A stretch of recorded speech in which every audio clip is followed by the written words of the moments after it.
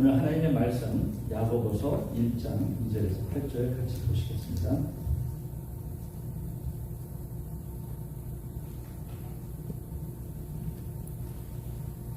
(1장 2절에서 8절입니다) 내 형제들아, 너희가 여러 가지 시험을 만나거든 온전히 기쁘게 여기라.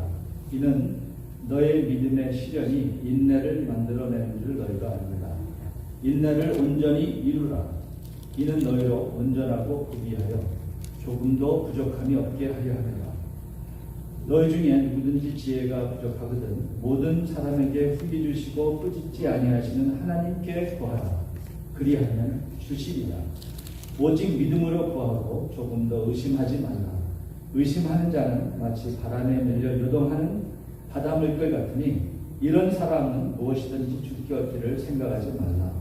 두 마음을 품어 모든 일에 정함이 없는 자로다.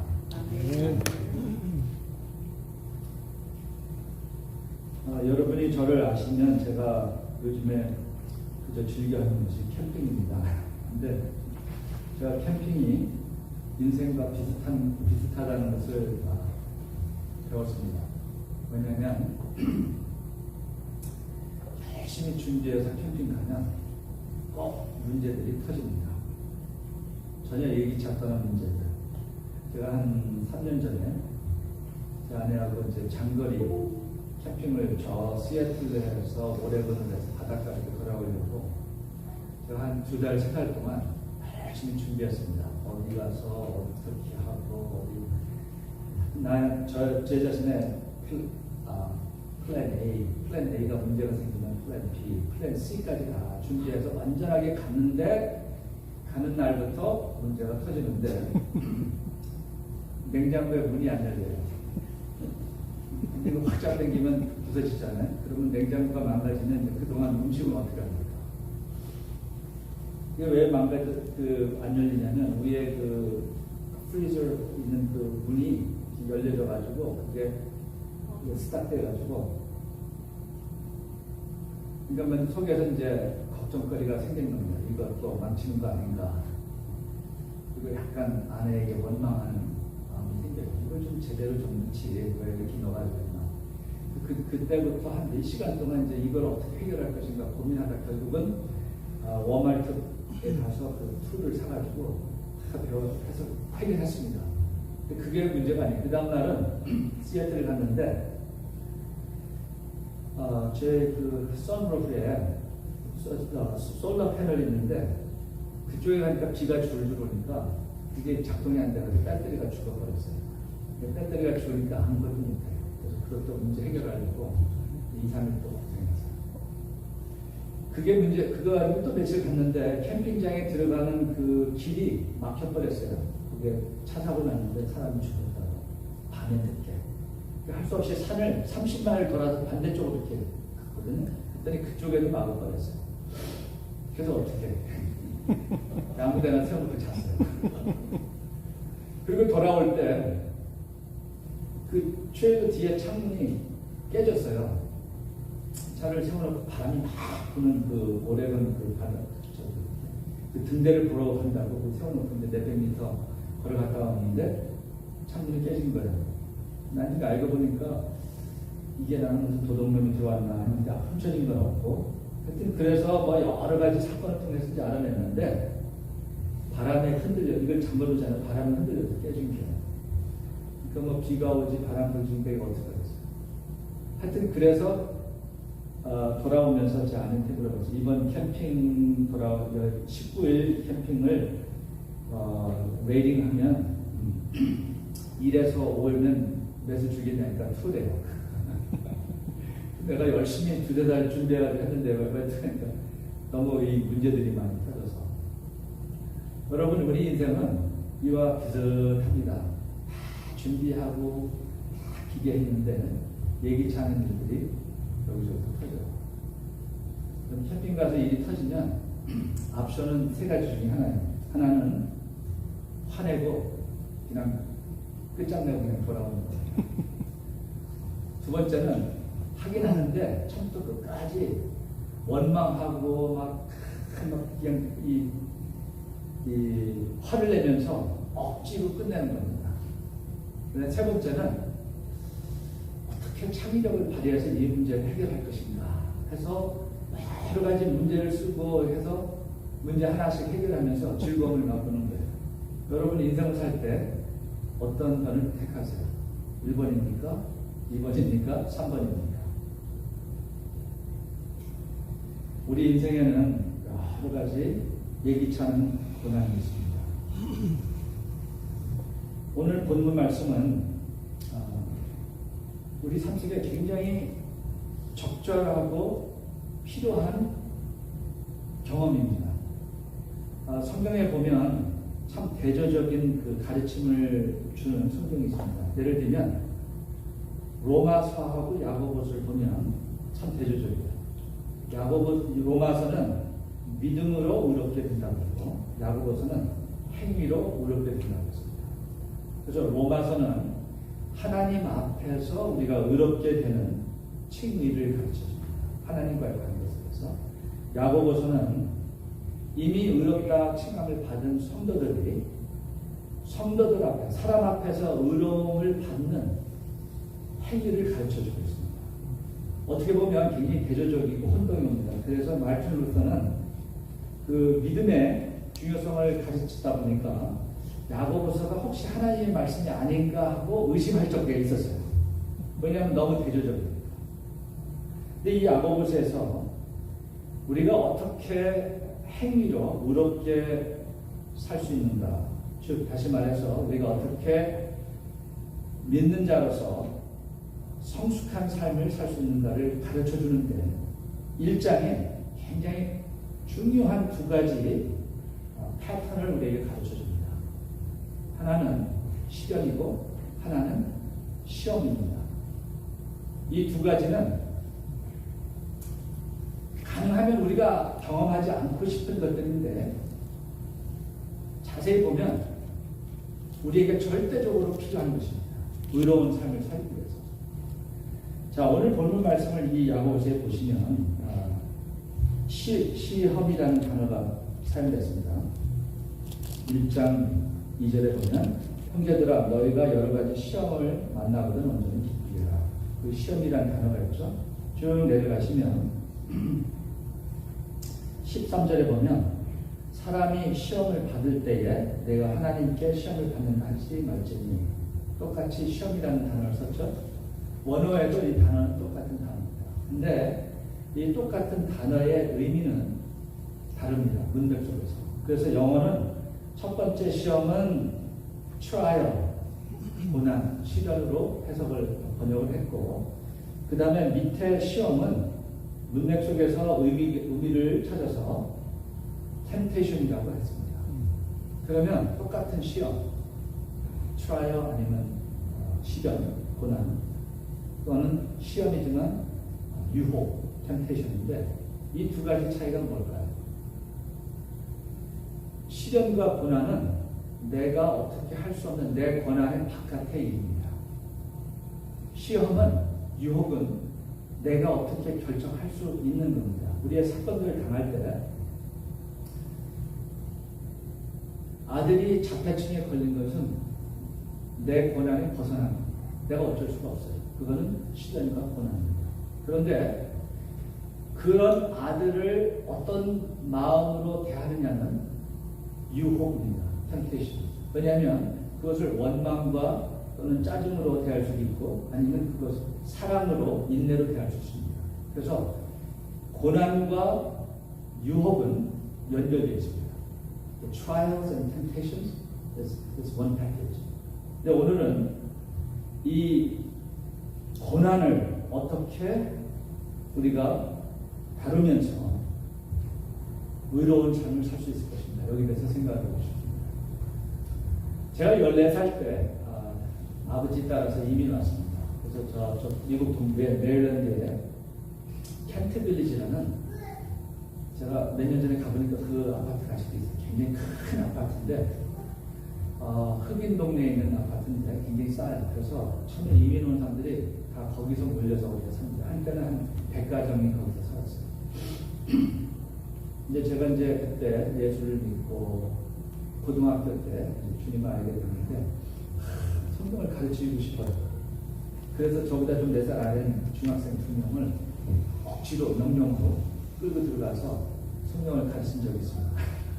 그때 뭐 아는 것도 없이 그냥 알고 모르는 거 다 그냥 몇 시간 동안 가르치고 얼마나 얘네들은 지겨웠겠어요. 근데 그 중에 하나의 그 중학생 지금은 친구지만 그때는 저한테 약간 동생이죠. 푼이라는 애가 있는데 얘 삶을 보면 참 측은합니다. 왜냐하면 아버지가 한국에서 판사였는데 돌아가셨어요. 그래서 엄마가 푼이와 그 4살 위의 형을 데리고 미국에 이민 왔습니다. 근데 어머니는 약사예요. 이민 와서 한 1년도 안 돼가지고 멘토 브레이크다운이 됐어요. 정신질환증에 걸려서 일을 못하게 됐어요. 집에만 있어야 돼요. 근데 이 푼이는 지금 중학생입니다. 형은 이제 고등학교 1학년이고 어떻게 생각하겠습니까? 그때 이제 저는 귀신 들린 줄 알고 산에 가서 며칠씩 금식하고 또 군강사 불러가지고 귀신 쫓는다고 막 그랬었는데 나중에 그 병원에 할 수 없어서 본인이 감당을 못하니까 그 병원에 가서 멘털 인스티튜트에 가서 약물 치료받고 안정이 됐습니다. 오늘날까지 그 정신질환증으로 사는데 이 훈이는 그때부터 자기 먹고 사는 거를 자기가 해결해요. 근데 형이 있는데 형이 참 동생보다 좀 모질라요. 그럼 형이 일하고 동생을 공부시켜야 되는데 형이 동생한테 너 일하고 내가 일하겠죠. 공부하겠다. 그래가지고 얘가 중학생 때부터 파트타임 일을 한 겁니다. 그리고 가정을 돌보는 거예요. 참 그 스토리를 들어보면 인생이 이렇게 험난하구나. 얼마나 힘들었겠습니까. 이 훈이의 결말을 설교 마지막 부분에 결론으로 말씀드리겠습니다. 여러분, 우리 인생은 누구나 알게 되면 그 삶 속에 어두운 면을 발견합니다. 없는 사람 없어요. 저도 이렇게 보기에는 멀쩡해 보이지만 저는 나름대로 가슴 아픈 경험들이 많이 있습니다. 여러분들도 있습니다. 요 근래에 제가 참 매 에피소드마다 눈물을 흘리면서 본 그 한국 드라마 이래서 보면 안 돼요. 보면 한번 빠지면 나오지 못해요. 아워 블루스라는 그 맞죠? 제가 그걸 참 좋아하는 이유는 거기에 나오는 모든 캐릭터마다 참 다양한 인생의 깊은 어두움을 겪은 사람이에요. 어두움 속에 있어요. 그런데 그 어두움 속에서 그 사람들이 가지고 있는 부모에 대한 사랑, 자녀에 대한 사랑, 친구에 대한 사랑, 또 같은 동네 사람들끼리의 사랑, 이것들이 그 어둠 속에서 없어지지 않고 다시 살아나는 아주 참 기가 막힌 드라마입니다. 여러분, 그런 드라마를 보면서 우리가 이렇게 감동을 받는 이유는 그 캐릭터 한 사람 한 사람이 당면한 속에서, 그 사건 속에서 내 자신을 발견하게 되는 것입니다. 하나님은 이런 고난을 통해서 우리에게 큰 역사를 하십니다. 오늘 본문 말씀을 통해서 우리가 이 고난을 어떻게 극복할 것인가, 크게 3가지를 여기 본문 말씀을 가르쳐 줍니다. 첫째는 기쁘게 여기라. 두 번째는 지혜를 구하라.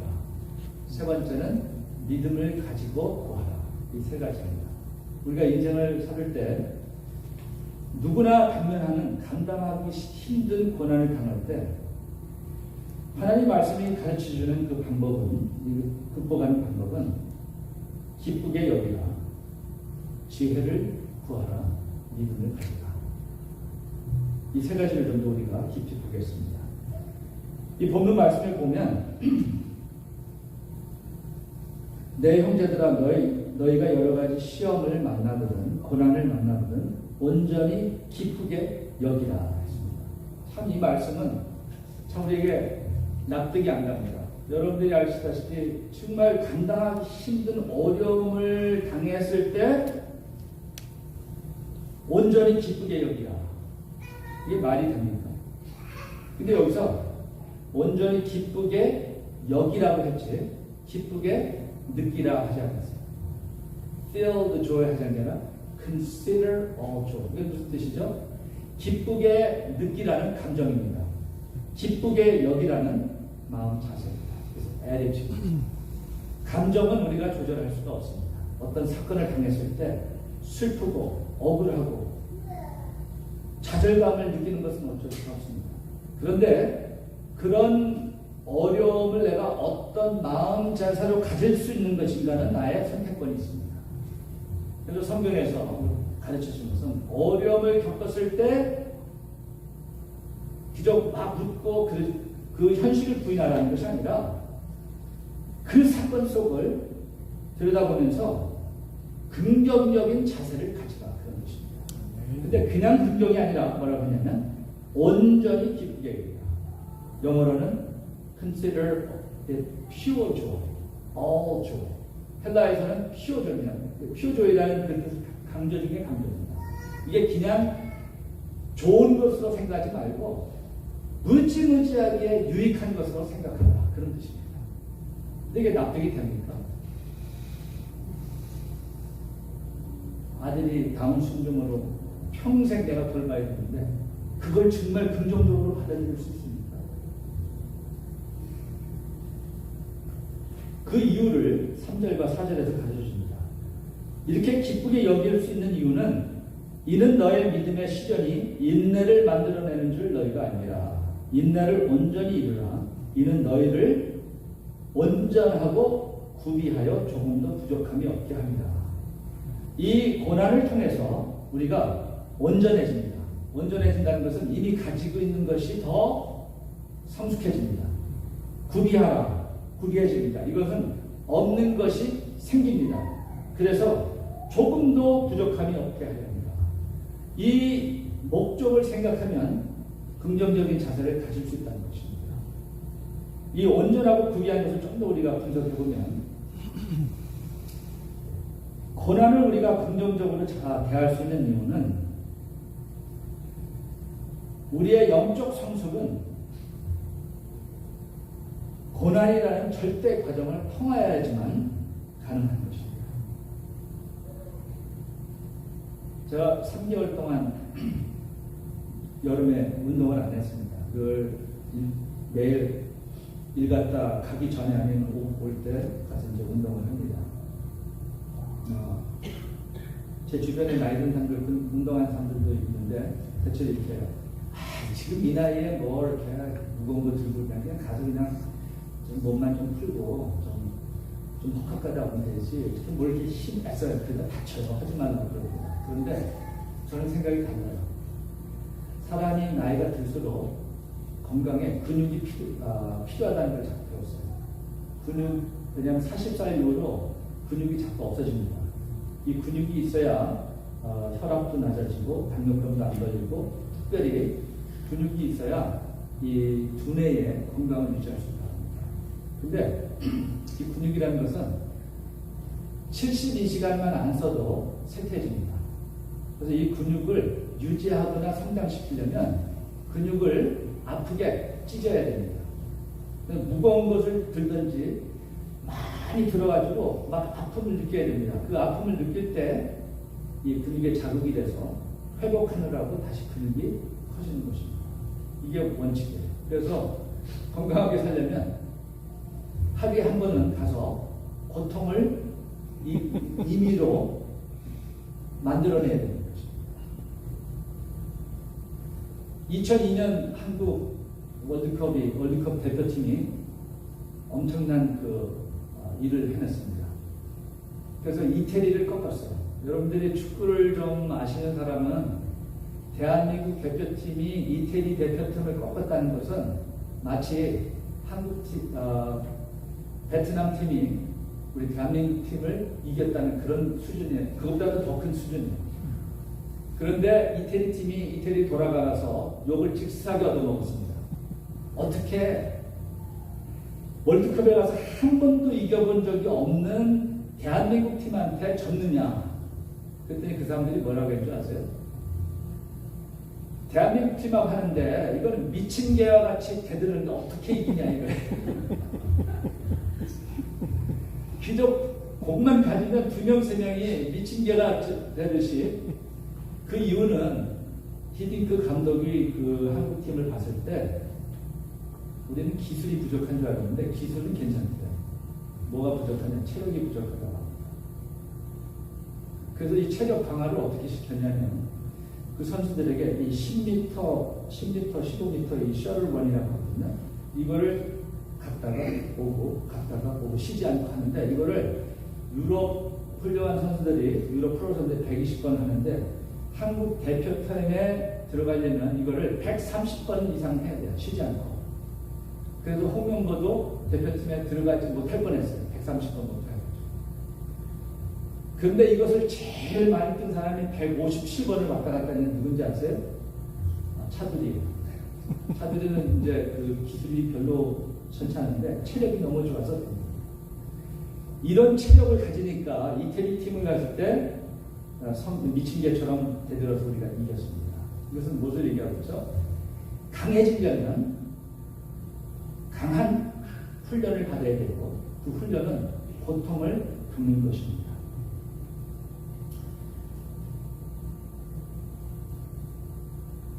제가 티네이저 때 세븐일레븐에서 밤일을 하게 됐는데 어느 날 나이 드신 미국 아저씨가 와가지고 눈물을 툭툭 흘리면서 얘기해요. 그래서 이제 얘기를 해주는데 지금 방금 제가 그때 메릴랜드에 사는데 조지아에 어디에 지금 자기 아들 해병대에 지금 방문하고 오는 거예요. 자, 아들이 지금 해병대에서 훈련을 받는데 훈련이 너무 세가지고 너무 고생하는 것 같아서 마음이 안 들어가지고 눈물을 툭툭 흘리면서 얘기를 하더라고요. 여러분 아시죠? 미국의 해병대가 얼마나 강한지. 훈련 때문에 그렇습니다. 엄청나게 힘든 훈련. 우리가 영적으로 거룩해지고 의로운 행위를 가지려면 이런 고난을 통해서 성장합니다. 어떻게 이 시련과 고난이 우리를 의롭게 만들겠습니까? 우리가 하나님과의 관계를 가진 관계 속에서 가장 이 관계를 맡고 있는 것은 3가지입니다. 자급자족, self-sufficient. 나는 하나님이 I don't need God. I can handle myself. 내 힘을 하겠다는 자급자족. 그 다음에 독선주의. 내 뜻대로, 내 방법대로, 내가 아는 대로 이것이 맞다. 누가 뭐를 해도 내 말이 맞다. 독선주의. 그리고 결국에는 이기주의. selfish. 나를 위해서. 내가 먼저. 이 3가지 요소가 우리가 하나님과의 관계에 가장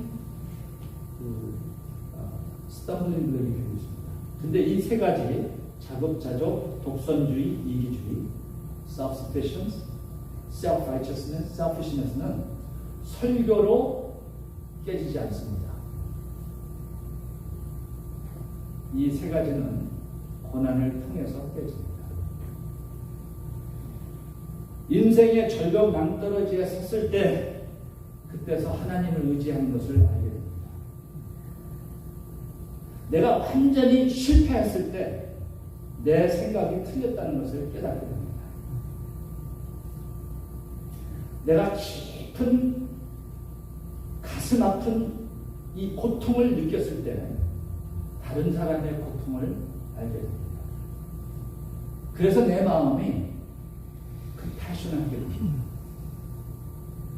이것은 고난을 통해서만 우리가 알 수 있는 것입니다. 요즘에 제가 시간이 있어 그런지 한국 드라마를 자꾸 보면서 설교보다 어떤 때는 더 많은 걸 배울 때가 많습니다. 그 이상한 변호사 우영우 6편인가 7편에 팽나무 사건 여러분 생각나시죠? 거기에 이런 사건이 나옵니다. 태순이 그 자기하고 반대되는 그 자기가 이제 경쟁하는 그 변호사하고 우영우하고 팽나무에서 만나 그 모습이 저는 명장면이라고 생각해요. 왜냐 우영우는 태순이가 자기 엄마라는 걸 알아요.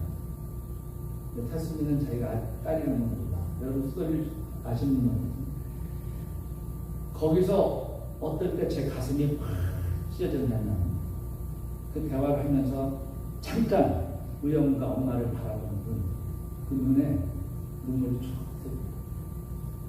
왜냐하면 자기 엄마라는 것을 알기 때문에. 근데 여러분 그 감정을 느꼈습니까? 저는 굉장히 깊이 느꼈어요. 그 순간에 정말 등이 쏟아졌습니다. 왠지 아세요? 2살 때 엄마가 아버지를 떠났어요. 그래서 친엄마를 제가 모르고 잡았어요. 그래서 그 심정이 확 내 느낌인데 저 친엄마를 이제 알아서 그 바라보는 그 딸의 마음이 어땠을까. 여러분 우리가 가난해보고 병들어보고 삶의 실패를 해보지 못하면 다른 사람의 고통을 느끼지 못합니다. 다른 사람의 외로움과 고통을 느낄 때 우리가 그 사람에게 친절과 자비를 베풀 수 있습니다. 이것은 이 고난을 통해서 성숙해지는 것입니다. 또 여기서 구비하여 없는 것이 있어진다고 했는데 그건 뭘까요? 행복의 필수 조건은 고난입니다. 여러분 우리 다 행복해지고 싶죠? 참 역설적이에요. 가장 깊은 행복을 누리기 위해서는 고난을 당해야 됩니다. 왜 그럴까요? 행복은 많은 것을 가지는 것이 아니라 어떻게 보느냐에 달려 있습니다. 이걸 한국말 서툴러서 Happiness is not about possessions. It's about perceptions. 어떻게 보느냐가 행복입니다. 예를 들죠. 제가 동부에 살다 서부로 왔습니다. 장가 가려고 왔어요. 동부에는 결혼할 만한 자녀들이 다 가버렸어가지고 서부로 이제 한국 사람이 많이 왔는데 너무 좋은 거예요. 날씨 좋지, 한국 가게가 막. 그래서 혼자 총각 때는 삼가 쫙 그때 한 3분에서 5분이면 식사를 할 수 있습니다. 오늘은 아침 여기, 점심은 저기, 그다음 쭉 너무 좋은 거예요. 그다음 어느 날 시애틀을 방문했는데 이건 더 좋아. 공기가 그렇게 맑고 시원하고 그 다음에 이 숲과 나무와 뭐 이런 것들이 그 다음부터는 항상 시애틀 갈 기회가 없을까 이것만 생각하다 기회가 돼서 갔어요. 거기 딱 가니까 한 3년쯤 되니까 지겨워요. 날이 항상 우중충하고 그 3년째 되는 날은 해는 3개월 동안 non-stop raining이 왔어요. 비가 쫙쫙 하루도 빠지 않고 3개월 동안 왔는데 어느 날은 화도 나고 지겨워서 그냥 다 팽개치고 그냥 팩하고 캘리포니아로 오고 싶은 마음이 그때까지 생겼어요. 그래서 거기서 이제 생각하면 캘리포니아로 갈 기회가 없나 요것만 생각합니다. 그리고 이제 캘리포니아에 돌아왔어요. 한 10년 있다가 그랬더니 이 캘리포니아가 그렇게 좋은 줄 알았는데 왜 이렇게 태양이 뜨겁고 그냥 얼굴에는 자꾸 이런 이 선burn 생기고 시애틀에 너무 그리운 거예요. 그래서 우리는 지금 가지고 있는 것 가치는 모르고 안 가진 거에 대한 그 아쉬움만 가지고 살아요. 그러니까 이게 행복을 모르는 거죠. 여러분 생각하세요. 우리 맨 처음에 살 때는 아파트에 살다가 우리 집이 있었으면 좋겠는데 그래서 칸도를 하나 샀을 때 그 첫날 그 칸도에 들어서 잘 때 기분이 어떻습니까? 황홀하고 근데 조금 있으니까 집들이 있는 집을 볼 때 우리 부가지가 왜 이렇게 작지? 집들이 있으면 좋은데 그래서 하여튼 어떻게든지 이 칸도 사는 그 서러움을 없애기 위해서 돈을 벌어서 집을 샀어요. 근데 어느 날 교인네 집에 가니까 이 뷰가 기가 막히네. 바닷가가 보이고 그러니까 그런데 그 바닷가 보이는 뷰 있는 집에 있는 집사람한테 얼마나 행복하세요. 저 바닷가 보고. 그러니까 안 보인대요, 그게. 처음에 며칠은 보이는데, 그다음부터 들어가고 나가면 안 보입니다. 우리 사람은 아무리 좋은 것도 계속하면 익숙해집니다. 그래서 그 좋은 맛을 못 느껴요. 그리고 아무리 심한 고통도 시간이 지나면 익숙해진다고 합니다. 견딜 수가 있고. 내가 가진 것이 얼마나 좋은지를 깨닫는 방법은 그것을 잃어버리거나 잃어버릴 뻔할 때 깨닫습니다. 여러분, 밥맛이 가장 좋은 사람 누군지 아세요? 굶어 본 사람. 저는 그래서 지금도 꽁치 먹으면 그렇게 맛있어요. 왠지 아세요? 제가 어렸을 때 꽁치 먹기가 쉽지가 않았어요. 친구 집에 갔는데 기름이 줄줄 흐르는 꽁치를 이렇게 굴러서 나오는데 지금도 이렇게 싹 먹더라고요. 그게 한이 맺혀서 지금도 그 1불짜리 꽁치 먹으면요, 꽤 맛있어요. 그리고 피크닉 가서 사람들 다 안 먹고 버리는 거 보면 아까워 죽겠어요. 왜 그렇죠? 배가 고파서. 맛있는 거 잘 먹는 사람은 그 맛이 좋은지 모릅니다. 그래서 행복의 필수 조건은 어려움을 겪어본 사람이 느끼는 것입니다. 그렇지 않습니까? 그래서 고난을 당할 때 감정적으로는 슬프고 화가 나지고 또 좌절감이 오지만 마음의 잔재는 기쁘게 여기라.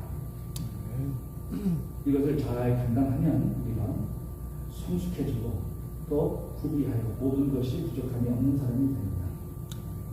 두 번째는 이런 긍정적인 자세로 대하면서 지혜를 구하라고 했습니다. 자, 이 지혜를 구하라는 건 무슨 뜻일까? 잘못 해석하면 이렇게 생각할 수 있습니다. 어려움을 당할 때 지혜를 구하라는 것은 이 어려움을 어떻게 빨리 헤어나올 수 있는가, 이것을 구하라는 걸 우리가 알 수 있는데 그것이 아닙니다. 여기서 말하는 지혜는 이 어려움을 빨리 빠져나오는 방법을 알으라는 것이 아니라 이 어려움을 통해서 내가 깨달아야 할 것이 무엇인지를 알으라, 그런 것입니다. 하나님께서 우리에게 어려움을 주시는 이유는 그 어려움을 통해서 내가 알아야 될 것이 있고 변해야 될 것이 있고 깨달아야 할 것이 있기 때문에 그렇습니다. 그래서 고난이 왔을 때 이 지혜를 구하지 않으면 반복돼서 옵니다. 또 와요. 왜? 아직 졸업을 못했기 때문에. 그래서 이 고난이 왔을 때 이 고난을 빨리 졸업할 수 있는 방법은 이 고난을 통해서 하나님께서 나에게 깨우치고자 하신 것이 무엇인가, 이거를 빨리 깨우칠수록 깨달을수록 하나님은 고난을 거두어 주십니다.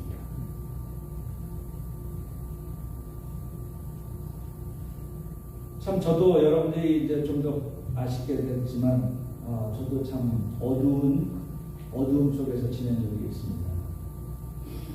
뭐 다른 사람에 비하면 별거 아니고 그냥 건강하게 지냈기 때문에 저한테 참 고통스러웠던 그 고난은 제가 고등학교 때부터 목회에 대한 꿈을 가지고 살았습니다. 그리고 저는 평생 이 젊은 시절에 어떻게 하면 하나님의 말씀을 잘 가르칠까, 이거에만 몰두해서 연구하고 그것만 해서 목회가 재미있었어요.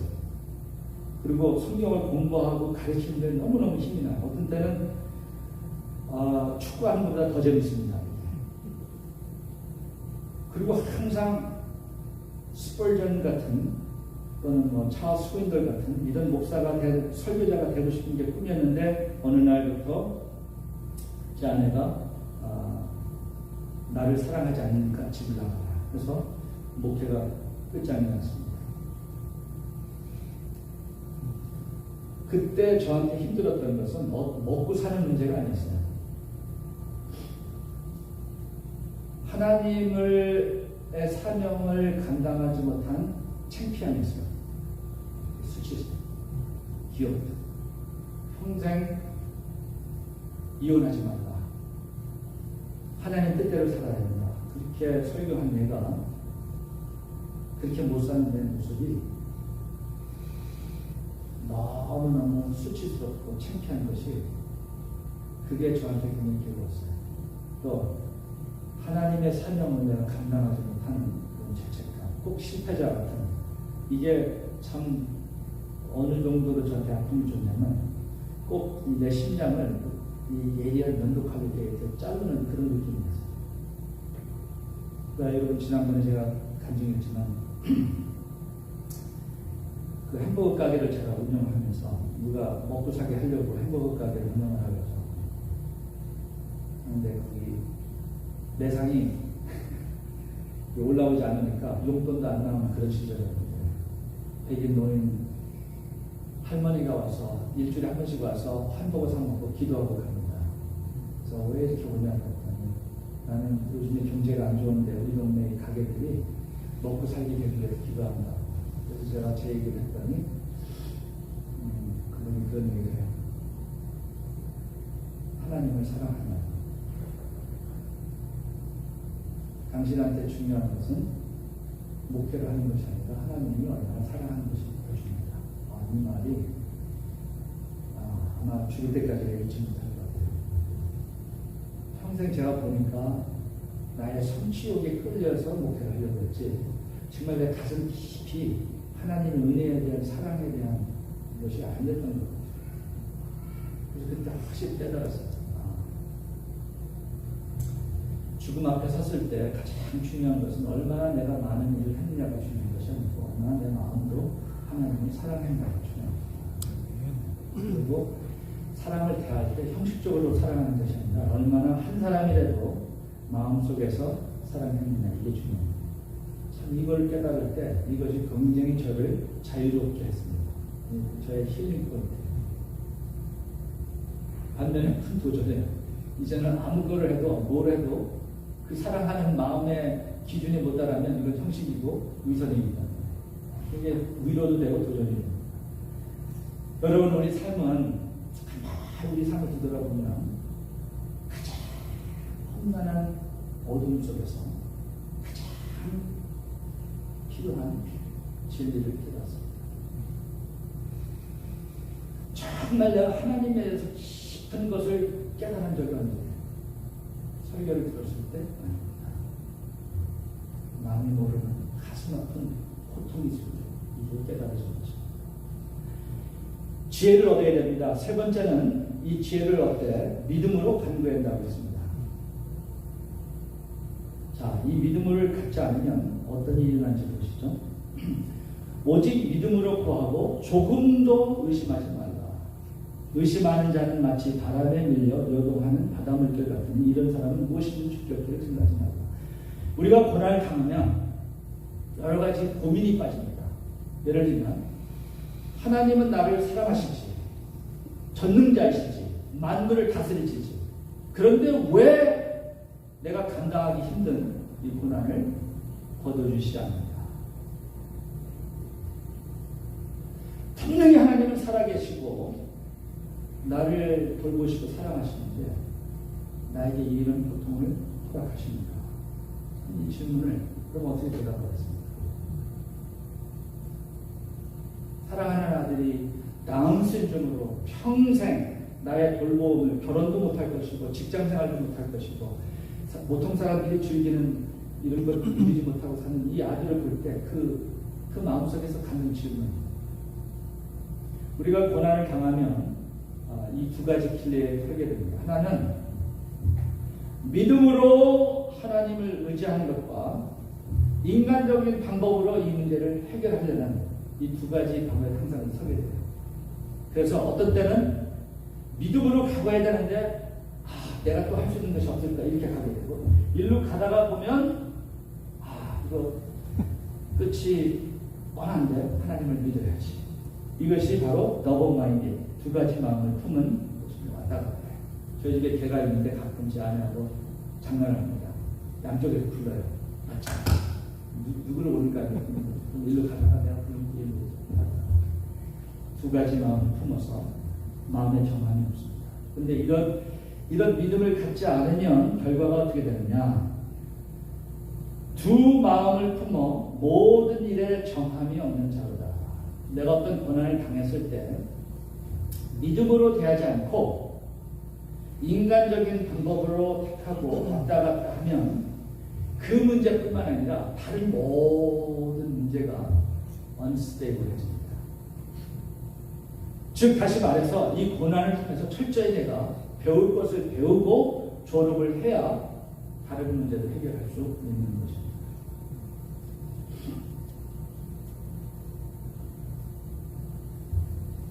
우리가 어려움을 겪을 때 정말 하나님이 전능자이신가? 아니 전능자이시면 정말 선하신가? 아니 선하시다면 정말 전능자이신가? 아니면 정말 나에 대해서 사랑을 하시는가? 이 의심이 오게 됩니다. 우리가 고난을 극복할 때 눈에 안 보여도 이 믿음을 가지고 인내를 가져야 됩니다. 결국에는 하나님께서 선을 이루실 것이다. 이 선이라는 것은 만사 형통이 아닙니다. 이 선은 의로움, 내 삶이 하나님 앞에 의롭게 되는 것을 말하고 있습니다. 그리고 하나님 앞에서 내가 의롭게 되면 내 삶이 내적으로 풍성해집니다. 이것을 끝까지 의심하지 않고 견디는 것이 하나님이 가르치시는 고난의 것입니다. 그 훈이라는 중학생이 커가지고 대학교를 가야 되는데 돈이 없어요. 그래서 집에서 가까운 커뮤니티 칼리지에 들어갔어요. 근데 훈이가 특징이 하나 있는데 공부를 잘해요. 아버지 판사 머리를 받았는지. 그래서 이근가에 커뮤니티에 가야 되는데 차가 없어요. 그래가지고 형, 나 돈 좀 꿔줘. 그래서 내가 그때 이 공장에 딱 100불 캐시가 있는데 그냥 있는 대로 그때 줬어요. 근데 이 100불을 가지고 다 싸구려 된 스쿠터 있죠. 그거 하나 샀어요. 그걸 타고서는 커뮤니티 칼리지 다니기 시작한 거예요. 그러다 어느 날 사고 나가지고 다리가 부러져가지고 이 기부스를 치고 있어요. 근데 이 친구가 그런 환경 속에서 엄마는 집에서 정신질환자로 있고 형은 자기 나름대로 하고 커뮤니티 칼리지를 졸업하고 약대를 들어갔어요. 그리고 약대를 졸업했어요. 그리고 약사가 됐어요. 그리고 저 아이오와의 어디 시골에서 약사를 일하는데 지루해서 죽겠는 거예요. 그리고 매일 또 어느 스키장에 제가 청소년 데리고 이제 스키장에 그 교회 애들 데리고 갔는데 그 꼭대기에서 서로 만난 거예요. 야, 너 어떻게 되냐? 너 약사라. 되게 반가웠어요. 근데 양이 안 찼네요. 그래서 자기가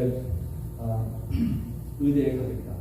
근데 돈이 없으니까 의대에 갈 수가 없잖아요. 그래서 미국 육군에 들어가서 군대에서 주는 돈으로 의대에 들어가려고 해요. 근데 어딜 들어갔냐면 공수 특공대에 들어갔어요. 82nd 에어본. 키는 5'2" 정도뿐이 안 돼요. 근데 이 미국 여러분 그 82nd 그 특수공대보다는 등치가 있는데 그것도 거길 왜 가냐 했더니 거기 가면 돈을 많이 줍니다. 그래가지고 헬리콥터를 밤에 낮게 뛰면서 떠내야 되는 거예요. 왜냐하면 이 친구의 우리는 이제 의대에 다니면서 컴뱃 서전이 돼서 전쟁 나가면 그 병사들과 같이 가서 이제 시급한 일을 이렇게 해결하는 그런 걸 하는 거예요. 근데 그걸 졸업해서 의사가 됐습니다. 그래서 지금 얼바인에서 잘 살아요. 그리고 자기는 평생 그 예쁜 여자가 필요한 게 아니라 자기가 키 큰 여자하고 결혼하고 싶어서 자기가 키가 좀 큰 여자를 샀는데 신앙이 무척 깊은 자매예요. 그래서 굉장히 그 교회에서 얼바인 어느 모교회에 열심히 봉사하고 사랑하는 딸 아들 낳고 사는데 어머니는 아직까지 정신질환증으로 롱텀 케어에 있습니다. 그래서 늘 기도가 하나님 우리 어머니 너무 고생하십니다. 빨리 가고 해달라고. 제가 왜 이 친구 얘기를 하냐면 그 훈이가 가끔 저한테 자기가 이런 어려운 이런 환경에서 살기 때문에 하나님을 사랑하게 됩니다. 이 친구는 지금도 매 여름마다 그 의료 선교갑니다. 그 교회에서 아주 기둥 같은 집사가 됐고, 아내는 둘이 같이 열심히 주는 삶. 여러분, 우리 삶 속에는 예기치 않은 냉장고가 안 열린다든지, 창문이 깨진다든지, 배터리가 다 죽다든지, 이런 사건이 일어납니다. 그때 기쁨으로 이것을 통해서 내가 얼마나 더 유익한 믿음을 가질 수 있을까, 얼마나 더 깊은 행복을 누릴 수 있을까 두어주시고, 하나님 무엇을 가르치시길 원하십니까? 제가 뭐를 배워야겠습니까? 뭐를 깨달아야겠습니까? 하나님의 주권과 하나님의 선하심과 사랑을 의심하지 마시고 바랍니다. 우리가 여러분 죽음 앞에 갔을 때 다른 모든 게 소용없다고 생각합니다. 결국 우리 삶 속에 남는 것은 내가 얼마나 하나님을 알았는가, 하나님의 사랑을 채우는가 하고, 내가 정말 다른 어떤 한 인간을 희생적으로 사랑한 적이 있는가, 이거 외에는 저 생각에 다른 의미가 없다고 생각합니다. 이런 마음으로 이번 주에도 승리하시길 바랍니다.